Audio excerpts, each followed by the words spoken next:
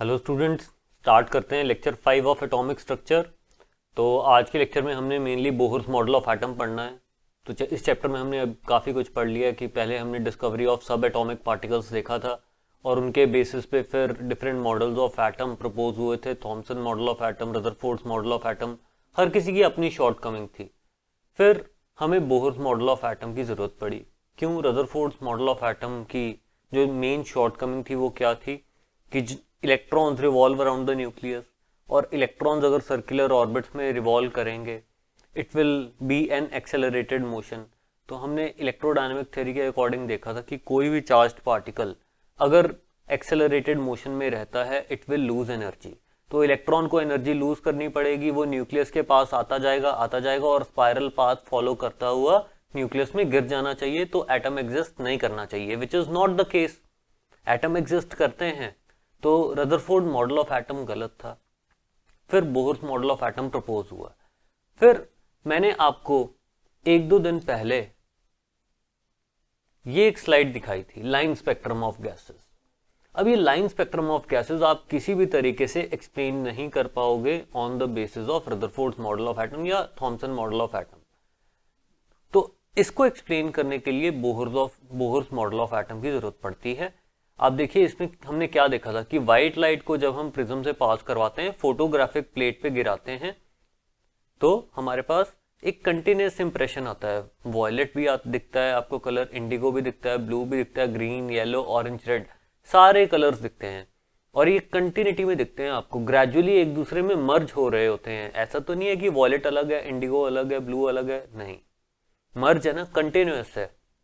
पर अगर हम कोई भी हॉट गैस लेते हैं सच एज हाइड्रोजन, और उसमें से जो एमिटेड रेडिएशंस निकल रही होंगी उनको जब हम फोटोग्राफिक प्लेट पे गिराते हैं तो हम क्या ऑब्जर्व करते हैं कि कुछ लाइंस ही हमें देखने को मिलती हैं।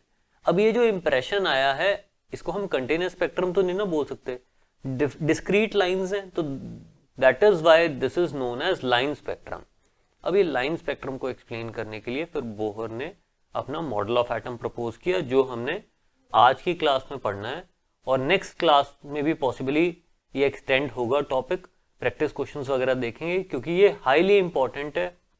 Bohr's model of atom atomic structure का सबसे ज्यादा सिग्निफिकेंट टॉपिक है। Most of the questions are related to this particular topic only. तो बोहर्स मॉडल ऑफ एटम के क्या पॉस्टुलेट थे? बोहर ने क्या किया, रदरफोर्ड्स मॉडल ऑफ एटम के जो पॉस्टुलेट्स करेक्ट थे उनको एज इट इज अडेप्ट कर लिया। रदरफोर्ड ने क्या प्रपोज किया था कि जो न्यूक्लियस होता है वो बिल्कुल सेंटर पे रहता है और जितना भी पॉजिटिव चार्ज है, जितना भी मास है, उसी में ही कॉन्सेंट्रेटेड है। इलेक्ट्रॉन्स उसके आसपास रिवॉल्व करते हैं। तो रदरफोर्ड मॉडल ऑफ एटम का भी जो फर्स्ट पॉस्टुलेट था वो यही था कि an atom consist of a small heavy positively charged nucleus in the center and electrons revolve around it in circular orbits. But Rutherford's model of atom की limitation क्या थी कि अगर इलेक्ट्रॉन सर्कुलर ऑर्बिट में रिवॉल्व कर रहा है मतलब वो एक्सेलरेटेड मोशन में है, कोई भी चार्ज पार्टिकल एक्सेलरेटेड मोशन में एनर्जी लूज करता है और स्पाइरल पाथ फॉलो करता हुआ न्यूक्लियस में गिर जाना चाहिए, बट ऐसा नहीं होता है। तो इसका मतलब रदरफोर्ड्स मॉडल ऑफ एटम गलत था। तो बोहर ने ये बोला कि इलेक्ट्रॉन कुछ पर्टिकुलर ऑर्बिट्स में एग्जिस्ट कर सकता है कि अगर वो उन ऑर्बिट्स में रिवॉल्व करता रहे तो एनर्जी लूज नहीं करेगा। तो उन स्पेशल ऑर्बिट्स को उसने स्टेशनरी ऑर्बिट्स या बोहर ऑर्बिट्स बोल दिया। अब देखिए, however the electrons can revolve only in certain permissible orbits called stationary और बोहर ऑर्बिट्स। मतलब कुछ सर्टेन अलाउड ऑर्बिट्स ऐसी हैं इलेक्ट्रॉन के लिए कि अगर उसमें वो घूमता रहे तो it will not lose energy और उसी ऑर्बिट में वो इनफाइनाइट टाइम के लिए घूम सकता है और एग्जिस्ट कर सकता है। Electron will not lose energy while moving in Bohr's orbit. अब क्या चीज स्पेशल थी इन बोहर्स ऑर्बिट के बारे में? बोहर ने ये बोला कि एंगुलर मोमेंटम आपका जब इंटीग्रल मल्टीपल ऑफ h/2π के इक्वल हो जाएगा तो वो बोहर ऑर्बिट परमिसिबल होगी। अब एंगुलर मोमेंटम क्या होता है? एंगुलर मोमेंटम को हम L से डिनोट करते हैं। लीनियर मोमेंटम आपने पढ़ा हुआ है, लीनियर मोमेंटम क्या होता है? मास टाइम्स वेलोसिटी, पढ़ा हुआ है ना, mv होता है। तो एंगुलर मोमेंटम होता है mvr। जैसे इलेक्ट्रॉन आपका एक ऑर्बिट में घूम रहा है जिसका की रेडियस r है, mass of the electron is m, velocity of the electron is v। तो इसका लीनियर मोमेंटम कितना आएगा? mv इंटू r कर दोगे तो that will give you the angular momentum. This is to be studied in 11th physics. ये आप पढ़ोगे अगले 3-4 महीने में एंगुलर मोमेंटम क्या होता है। चलो, बोहर ने ये बोला कि वही ऑर्बिट्स परमिसिबल हैं, वही ऑर्बिट्स अलाउड हैं जिनके लिए एंगुलर मोमेंटम की वैल्यू h/2π का इंटीग्रल मल्टीपल है।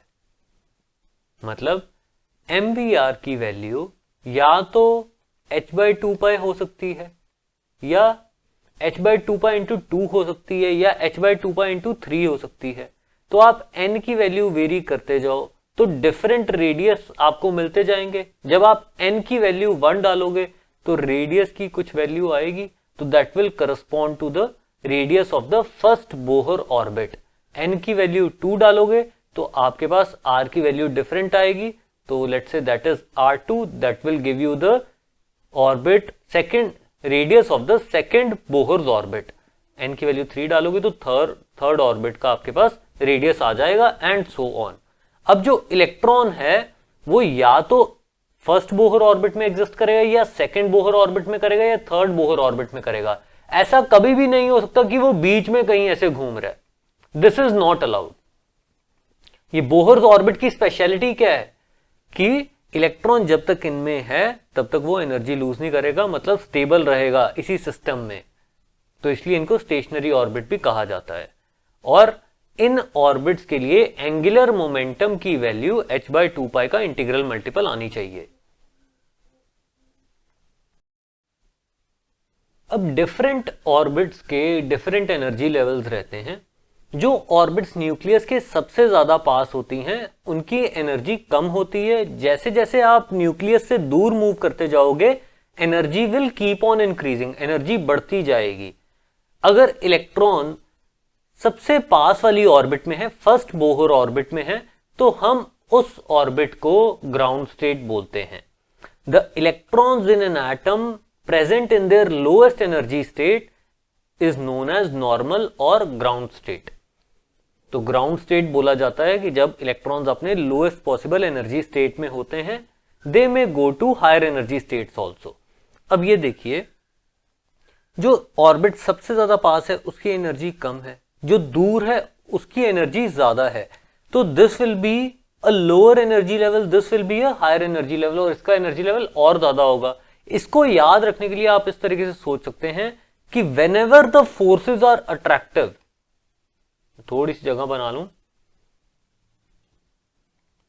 ये चीज आपको फिजिक्स में भी काम आएगी आगे जाके, कि whenever the forces are attractive with increasing distance, distance बढ़ने से जो पोटेंशियल एनर्जी होती है वो बढ़ती जाती है, एंड डिस्टेंस कम होने से potential energy keeps on decreasing. अब ये याद कैसे रखोगे, ये तो आप कंफ्यूज हो जाओगे। तो ये देखिए, ये पेन की कुछ पोटेंशियल एनर्जी है, ये ग्राउंड से कुछ हाइट पे है ना, इसमें और ग्राउंड में अट्रैक्टिव फोर्स है ना, gravitational force is attractive in nature. मैंने इसका डिस्टेंस कम कर दिया ग्राउंड से, पोटेंशियल एनर्जी क्या हुई है इसकी, कम हो गई है ना, डिस्टेंस बढ़ा दिया, पोटेंशियल एनर्जी ज्यादा हो गई। तो whenever forces are attractive, distance कम करने के साथ साथ एनर्जी कम होती जाएगी और डिस्टेंस बढ़ाने के साथ साथ एनर्जी बढ़ती जाएगी। अब आप इसको इलेक्ट्रॉन के कंटेक्स्ट में सोचो, इलेक्ट्रॉन और न्यूक्लियस में किस टाइप की फोर्सेस हैं, अट्रैक्टिव हैं। तो अगर मैं इलेक्ट्रॉन का डिस्टेंस बढ़ा दूंगा, पहले इतना था, अब लेट से मैंने इतना कर दिया है, तो डिस्टेंस अब पहले के कंपैरिजन में ज्यादा हो गया, तो एनर्जी क्या हो जाएगी, ज्यादा हो जाएगी। तो आप बोल सकते हो ना, जो हायर ऑर्बिट्स होंगी, जो दूर वाली ऑर्बिट्स होंगी, उनके एनर्जी लेवल्स ज्यादा होंगे। समझते हो? तो अगर इलेक्ट्रॉन आपका यहां पे है, ये फोर्थ ऑर्बिट है ना, वो फर्स्ट ऑर्बिट में आना चाहता है, तो पहले उसकी एनर्जी क्या है, ज्यादा है, वो कम एनर्जी स्टेट में आना चाहता है, तो उसको कुछ जो एक्स्ट्रा अमाउंट ऑफ एनर्जी उसके पास है that has to be emitted, that has to be released, और जब भी एनर्जी रिलीज होगी that will be done in the form of radiations या in the form of photons. Okay, हर एक ऐसी ट्रांजिशन में, हर एक ऐसे जंप में, ये जो जंप होता है ना बिटवीन द एनर्जी लेवल्स, इसको हम ट्रांजिशंस बोलते हैं।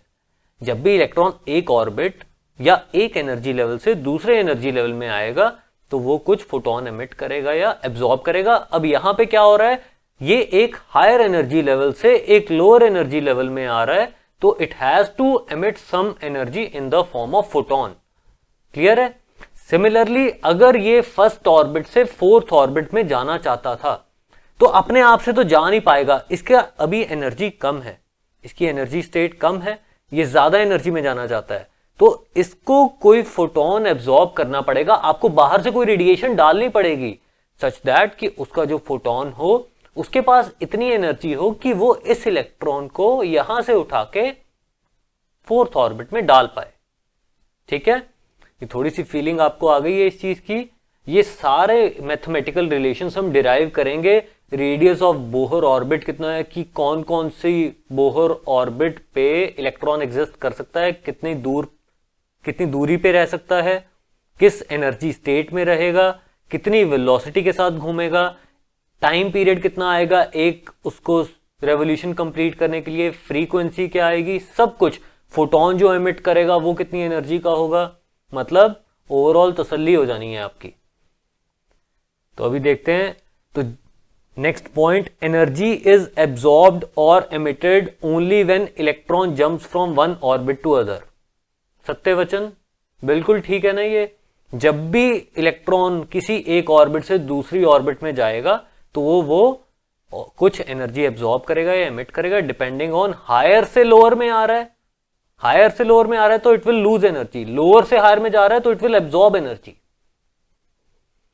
अब जैसे ये देखिए, ग्राउंड स्टेट में इलेक्ट्रॉन था आपका, ये देखो न्यूक्लियस के पास घूम रहा है, और इसकी अगर मैं ऑर्बिट बनाऊं तो देखो कैसी बनेगी, कुछ ऐसी बनेगी।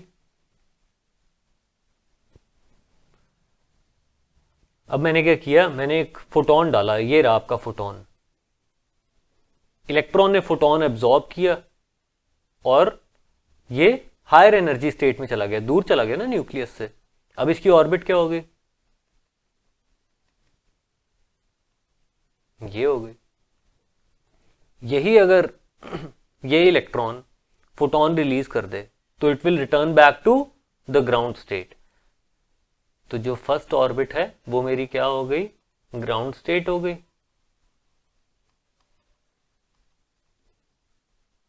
n इक्वल्स टू क्या हो गई, एक्साइटेड स्टेट हो गई, मतलब आपने इलेक्ट्रॉन को एनर्जी एब्जॉर्ब करवा के एक्साइट करवा दिया, और ये मेरी फर्स्ट एक्साइटेड स्टेट है। अब ऐसा क्यों, अगर आप मान लो फोटोन थोड़ा और ज्यादा एनर्जी का डालते तो पॉसिबिलिटी तो ये भी थी ना कि इलेक्ट्रॉन n इक्वल्स 1 से उठ के सीधा थर्ड ऑर्बिट में चला जाता, ये पॉसिबिलिटी थी। तो जो n इक्वल्स 3 होगी that will B second excited state. Similarly जो n इक्वल्स 4 होगी वो थर्ड एक्साइटेड स्टेट, ऐसे चलता जाएगा। और ये मैंने चीज अभी आपको बताई है कि orbits farther away from the nucleus will be of higher energy. जितना आप न्यूक्लियस से दूर मूव करते जाओगे उतना एनर्जी लेवल ज्यादा होता जाएगा। तो अब ये पॉइंट देखिए, when energy is supplied to an atom, an electron in the atom may jump from normal energy level to some higher energy level by absorbing a definite amount of energy। और जब भी वो energy absorb करेगा कोई भी electron, वो photon की form में एब्जॉर्ब करेगा। फोटोन की एनर्जी हम कैसे देते थे, एनर्जी ऑफ फोटोन आपको याद होना चाहिए, प्लैंक्स क्वांटम थ्योरी में हमने पढ़ा था h न्यू के इक्वल होता है। फोटोन क्या था, क्वांटम ऑफ एनर्जी, जो छोटा सा एनर्जी पैकेट होता था। अब जब इलेक्ट्रॉन ग्राउंड स्टेट से कुछ फोटोन एब्जॉर्ब करके हायर एनर्जी लेवल में चला गया तो हम बोल सकते हैं कि जो इलेक्ट्रॉन है that has come into the excited state.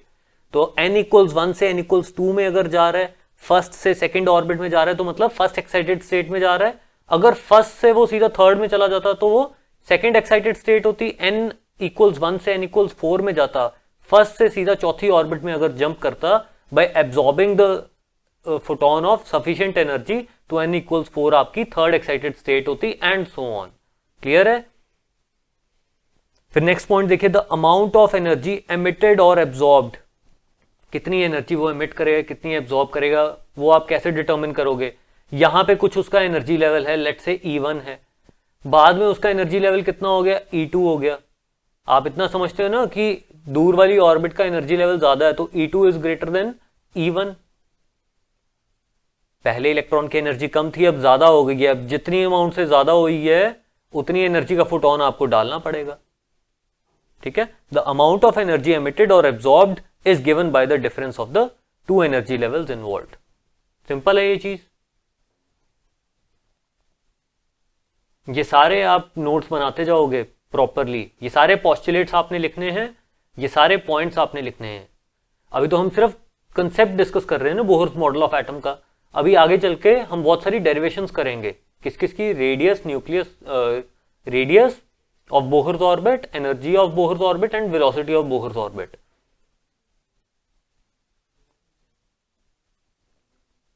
अब देखिए, अब आपने इलेक्ट्रॉन ले लिया in a higher energy level, excited state में था, लेट्स से n इक्वल्स 3 में था।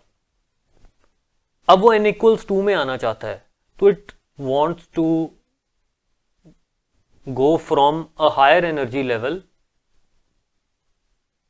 To lower energy.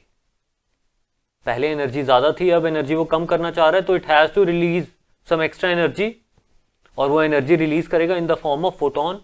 फोटोन की एनर्जी क्या होती है, h nu, and this will be equal to the difference between the two energy levels. Let's say पहले energy level E3 था, अब एनर्जी लेवल E2 है, तो डेल्टा ई क्या आ जाएगा, E3 minus E2।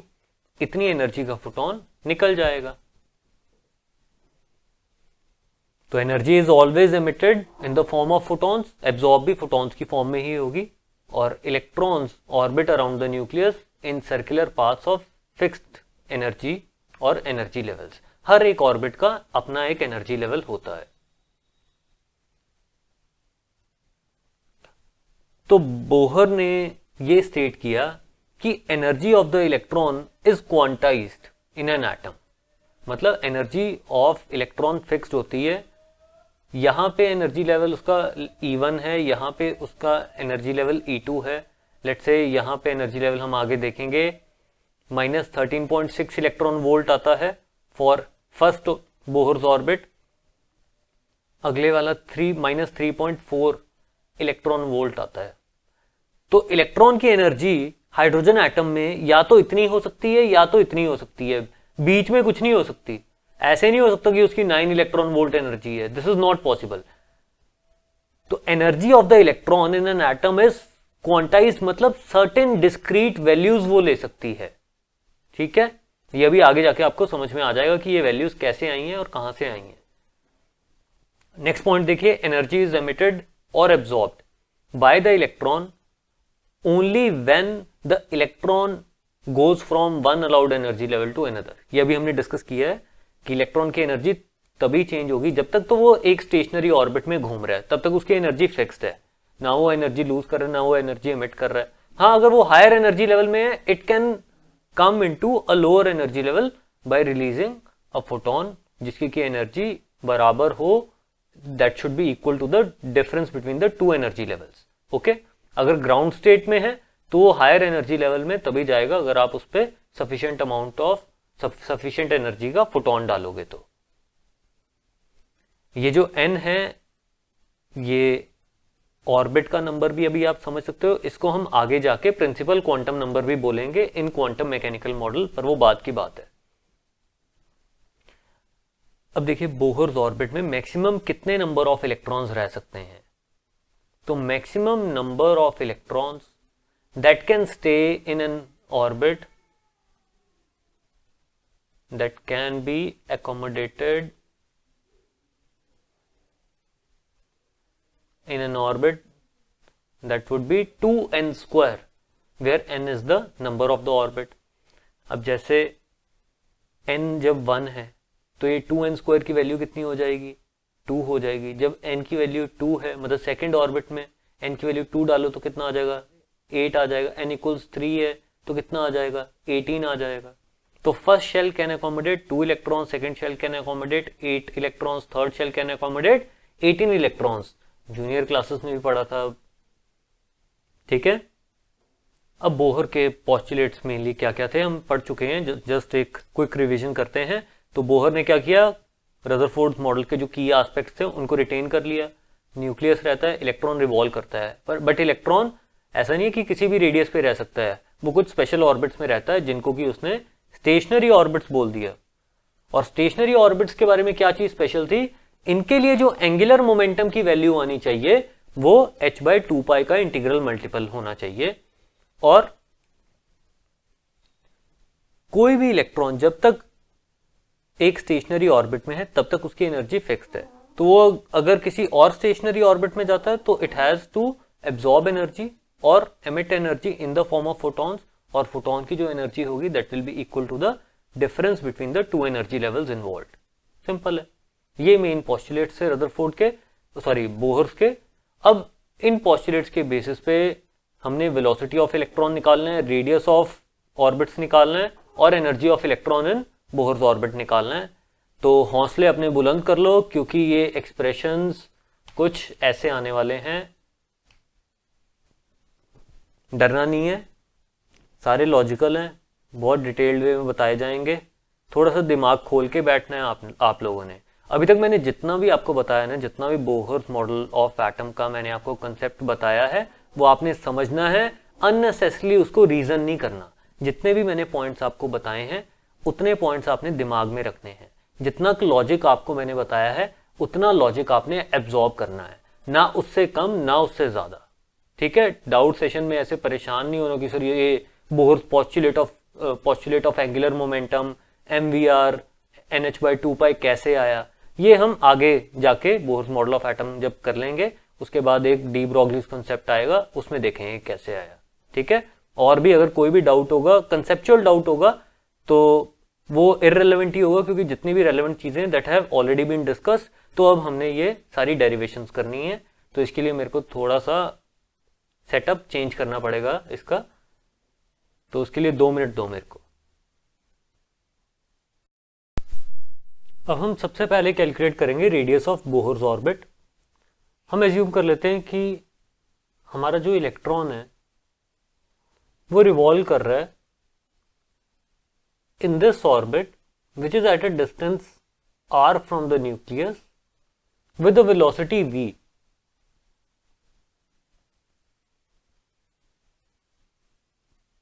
Electron v velocity से move कर रहा है इस सर्कुलर ऑर्बिट में जिसका की रेडियस r है। तो will consider an electron having mass m and charge on the electron is E, revolving around a nucleus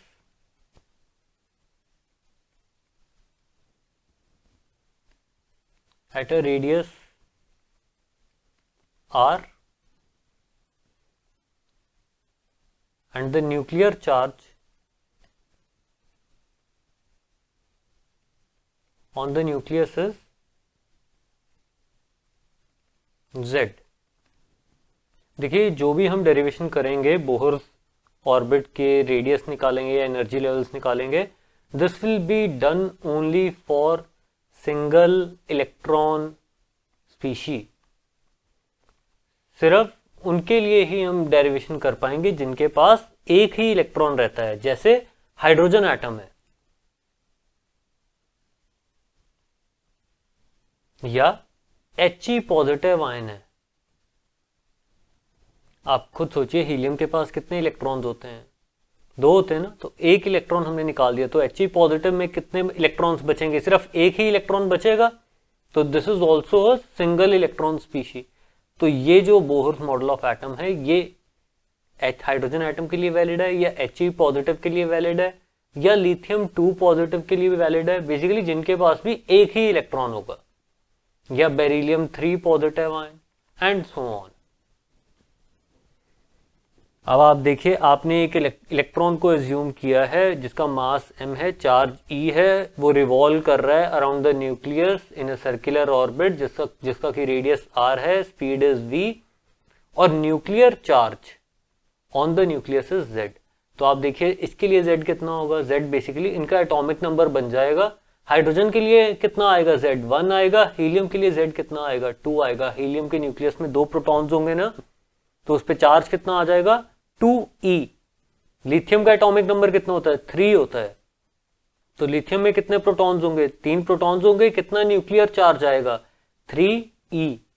beryllium का कितना होता है, 4 होता है, 4e एंड सो ऑन।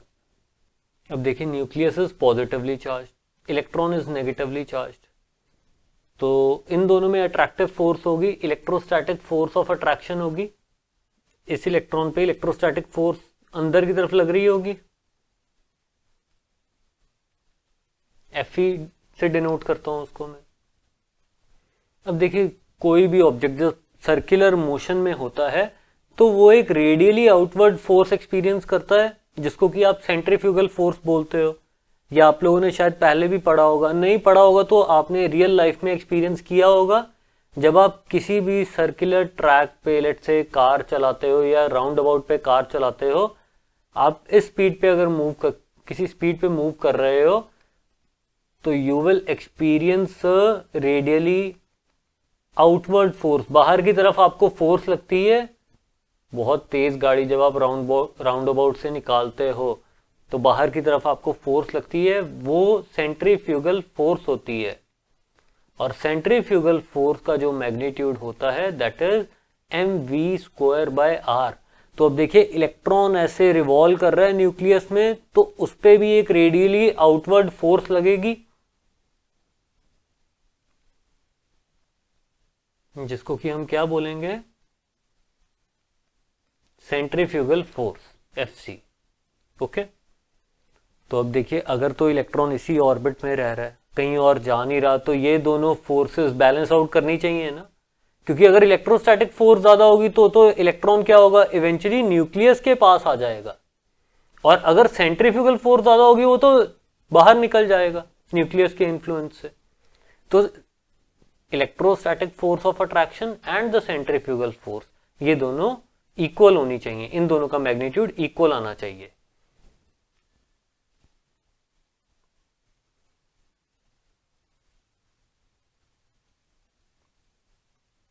अच्छा, nuclear charge on the nucleus is Z times E, sorry.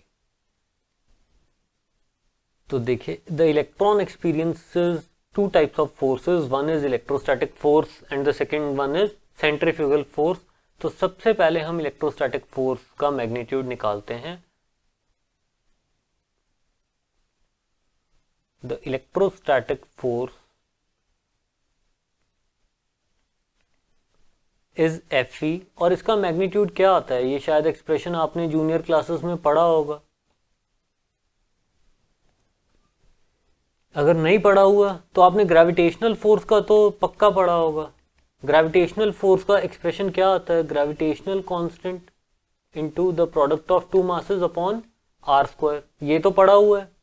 तो electrostatic force of attraction का भी सेम होता है, बस ये ग्रेविटेशनल कांस्टेंट की जगह कुछ और कांस्टेंट आता है, के मासेस की जगह क्या आ जाएगा, चार्जेस आ जाएगा।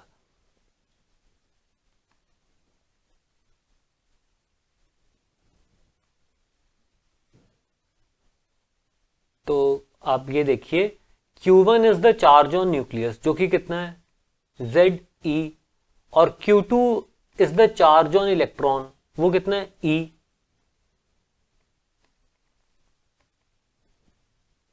तो इलेक्ट्रोस्टैटिक फोर्स का मैग्नीट्यूड कितना आ जाएगा, K into ZE into E upon r²।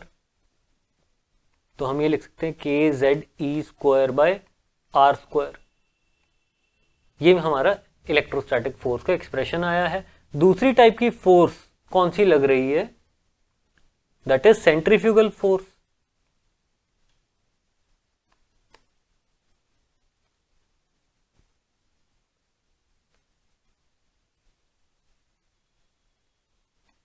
And centrifugal force का magnitude will be equal to m v square by r. ये होता है, अगर आपको नहीं मालूम तो फिजिक्स में आप पढ़ लोगे थोड़े टाइम के बाद, ठीक है। तो ये अभी के लिए याद रख लेना। वैसे डेरिवेशन ये सारी जो मैं करवा रहा हूँ वो अभी के लिए अगर नहीं भी करोगे तो कोई दिक्कत वाली बात नहीं है, सीधा रिजल्ट भी याद रख लोगे, वो भी गुड इनफ है, क्योंकि ये सारी चीज 12th की मॉडर्न फिजिक्स में दोबारा पढ़ोगे आप। तो देखो, the two forces should balance out each other. The two forces should balance out each other, तभी तो इलेक्ट्रॉन उसी ऑर्बिट में रहेगा। अगर कोई भी फोर्स ज्यादा होगी, इलेक्ट्रोस्टैटिक फोर्स ज्यादा होगी, तो वो तो न्यूक्लियस के पास आ जाएगा, और अगर सेंट्रीफ्यूगल फोर्स ज्यादा होगी तो वो तो न्यूक्लियस से दूर चला जाएगा। तो दोनों का जो मैग्नीट्यूड है वो दोनों बिल्कुल बराबर होना चाहिए। तो electrostatic force should be equal to the coulombic force. This means k z e square by r square should be equal to m v square by r. R r cancel out हो गया,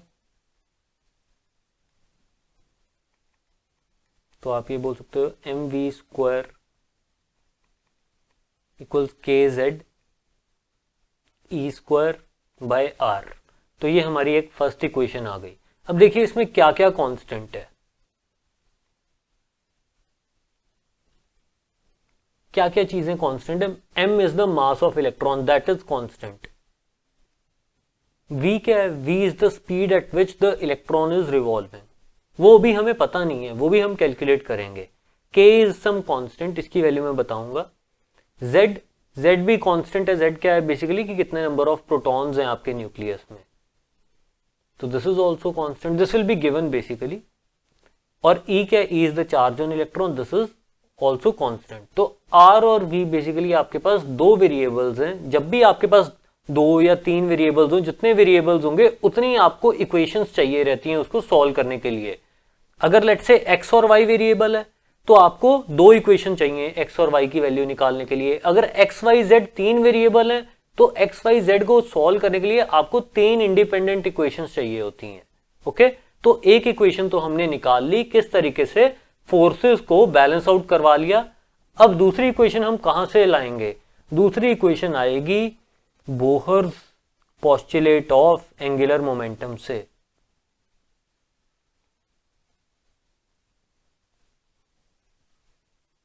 Bohr's postulate of angular momentum याद है, अभी थोड़ी देर पहले हमने पढ़ा था कि एंगुलर मोमेंटम जो है that is mvr, it should be an integral multiple of h by 2 pi, n is some integer.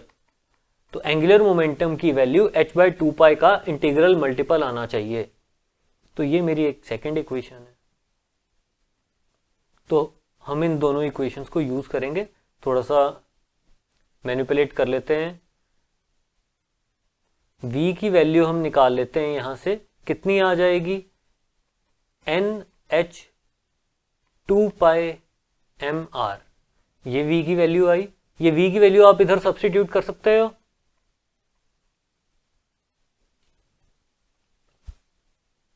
तो using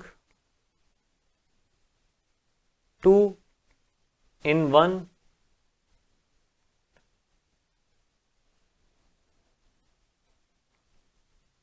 this will be m n square h square 4 pi square m square r square, and this was equal to k z e square by r।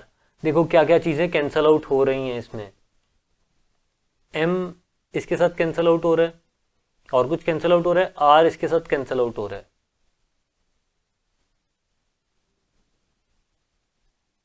तो r का expression basically क्या आ जाएगा, r को आप इधर ले जाओ, के जेड ई स्क्वायर को इधर डिनोमिनेटर में ले आओ। तो expression of r would be n square h square 4 pi square m के z e square, sorry this was n square. h क्या है, ये सारे कॉन्स्टेंट्स आपको पता होने चाहिए। H is Planck's constant whose value is 6.626 into 10⁻⁻34 joule second. Pi तो कांस्टेंट है, आपको मालूम है। Mass of electron is constant, कितना होता है? Mass of electron is 9.1 into 10⁻⁻31 kg। kg में डालोगे, सब कुछ SI यूनिट्स में डालेंगे तो SI यूनिट्स में ही आंसर आएगा। रेडियस क्या है? रेडियस लेंथ होती है ना, तो मीटर की डायमेंशन आएगी इसकी, आंसर आपका मीटर में आएगा। के कुछ कांस्टेंट होता है जिसकी value 9 into 10⁻⁹ coulomb (⁻⁻2) newton metre (⁻⁻2) ये होती है। और E is the charge on electron जिसकी की वैल्यू 1.6 इंटू 10⁻⁻19 कूलम रहती है। ठीक है, तो ये सारे कांस्टेंट्स हैं। अब क्या क्या चीज डेफिनेट है? H डेफिनेट है, H की वैल्यू आपको पता है, पाई की वैल्यू आपको पता है, M की वैल्यू पता है, K की वैल्यू भी पता है, E की वैल्यू भी पता है। क्या नहीं पता? N और Z नहीं पता। तो सारे कांस्टेंट्स को अलग कर लेते हैं, तो R क्या आ जाएगा? h² 4 π² mke² into n²/z। सारे कांस्टेंट्स को अलग कर लिया। और इन कांस्टेंट्स को जब आप सॉल्व करोगे, ये एक्सप्रेशन मैंने आपको पहले दिखाया था डराने के लिए, डरना नहीं है, आसानी से आ गया ना। देखो, इन कांस्टेंट्स को जब आप सॉल्व करोगे तो इसकी वैल्यू आएगी 0.529 into 10⁻⁻10 metres into n²/z। z क्या है? Basically z is the atomic number जो हमने जो भी आयन लिया है। अगर हाइड्रोजन लिया है तो z विल बी 1, अगर He पॉजिटिव आयन लिया है तो that will B, in that case z will be 2, और अगर हमने Li2 पॉजिटिव लिया है तो z will be 3 and so on. और n कोई हमारा इंटीजर है। तो इस रेडियस को हम इस तरीके से भी लिख सकते हैं, R is equal to 0.529 angstrom into n²/z। तो ये जो हमारी टर्म है इसको हम R0 बोल देते हैं। और ये हमारा एक सिंपल सा रिलेशन आ जाता है कि radius of Bohr's orbit will come out to be R0 into n²/z, where R0 is 0.529 angstrom. Okay, ये चीज आपने याद रखनी है कि जो रेडियस ऑफ बोहर ऑर्बिट है that is proportional to n²/z। अब देखिए, हम फर्स्ट ऑर्बिट का रेडियस निकालते हैं। For first orbit you consider hydrogen atom. Consider hydrogen atom. Hydrogen atom के लिए z क्या हो जाएगा? z will be 1।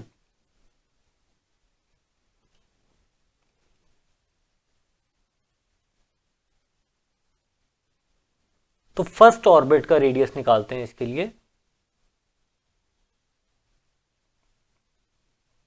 First orbit के लिए n की वैल्यू हम 1 डालेंगे, तो r हमारा कितना आ जाएगा? 0.529 एंगस्ट्रॉम इंटू 1/1।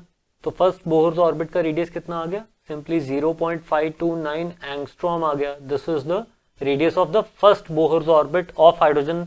सेकेंड ऑर्बिट के लिए n की वैल्यू हम क्या डालेंगे? 2 डालेंगे, तो ये क्या आ जाएगा? 0.529 एंगस्ट्रॉम इंटू 2² n² था ना, अपॉन 1। z तो 1 ही है आपका, तो इसको आप सॉल्व कर लीजिए, जो भी आएगा एंगस्ट्रॉम में आ जाएगा ये। मतलब अगर जनरल टर्म्स में निकालूं तो R1 आपका क्या होगा? R0 के इक्वल होगा। R0 जो कांस्टेंट आपको बताया 0.529 angstrom. Second Bohr's orbit will be 4R0. Third Bohr's orbit would be 9 r not, fourth Bohr's orbit will be 16 r not. ठीक है, तो अगर फिजिकल स्केल पे इसको सोचा जाए, अगर पहली ऑर्बिट आपकी इतनी है, सेकंड वाली ऑर्बिट का रेडियस इससे 4 गुना ज्यादा है, अगली वाली ऑर्बिट का रेडियस पहली वाली के कंपैरिजन में 9 टाइम्स ज्यादा है, और उससे अगली वाली का 16 टाइम्स ज्यादा है। तो देख रहे हो ये गैप इनमें बढ़ता जा रहा है। जो दो आपकी ऑर्बिट्स हैं उनमें डिस्टेंस बढ़ता जा रहा है। ठीक है, इसको ध्यान रखना है इस चीज को।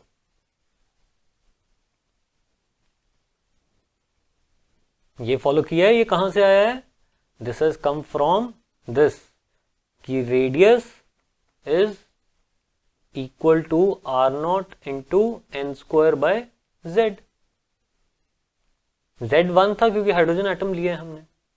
Are not is constant, n की वैल्यू 1 डाली, फिर 2 डाली, फिर 3 डाली, फिर 4 डाली, 5 डाली, ऐसे जो मर्जी आप निकाल लो, जिस मर्जी ऑर्बिट के लिए आप उसका रेडियस निकाल सकते हो। तो this is a general expression. तो रेडियस ऑफ बोहर्स ऑर्बिट तो हम कैलकुलेट कर चुके हैं।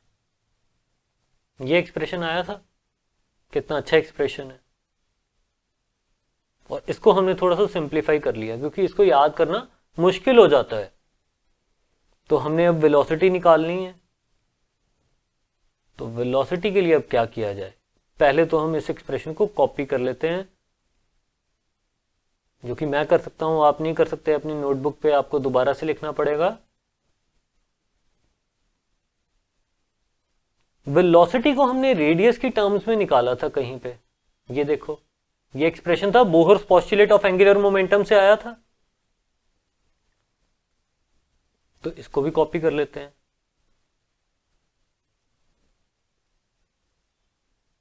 अब आप समझदार हो, वेलोसिटी निकालने के लिए क्या करें? आर की वैल्यू इधर सब्सटीट्यूट कर दें, कर देते हैं। तो वेलोसिटी का एक्सप्रेशन क्या आएगा? देखिए, N H upon 2 pi M. R की ये पूरी वैल्यू हम पुट कर रहे हैं यहां पे, एन स्क्वायर एच स्क्वायर जो डिनोमिनेटर में है वो ऊपर न्यूमरेटर में आ जाएगा। This will be 4 pi square m k z e square. देखो कुछ कट रहा है इसमें, एक एन कट रहा है, एच कट रहा है, ये कटेगा, 2 पाई आ जाएगा, एम कट रहा है, एनीथिंग एल्स? तो अब वेलोसिटी का एक्सप्रेशन लिख देते हैं थोड़ा सिंप्लीफाई करके, 2 pi M k z e square N H.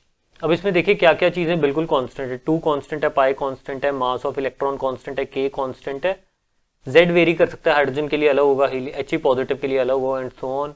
ई कांस्टेंट है, एन वेरी कर सकता है ना, अगर ऑर्बिट आप फर्स्ट लेते हो तो n1 होगा, सेकंड ऑर्बिट लेते हो तो n2 होगा, थर्ड ऑर्बिट के लिए n3 होगा, एंड सो ऑन। एच तो कांस्टेंट है, प्लैंक्स कांस्टेंट होता है। तो फिर सारे कांस्टेंट्स को हम एक साइड करते हैं, 2 पाई एम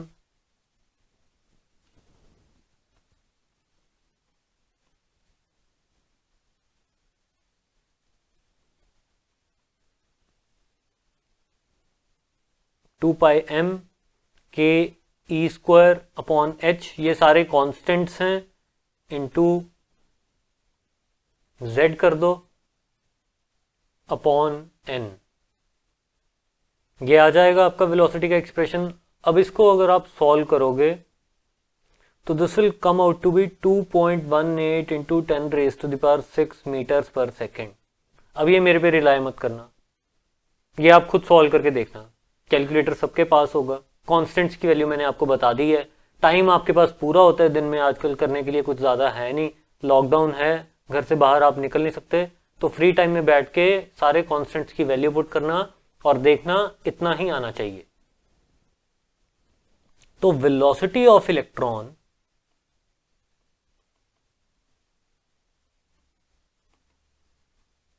इन nth ऑर्बिट मतलब किसी भी ऑर्बिट में जिसका नंबर n है, तो वो क्या आएगी 2.18 into 10⁻⁶ metre per second into z/n। तो this is a very important relation जो आपको पता होना चाहिए।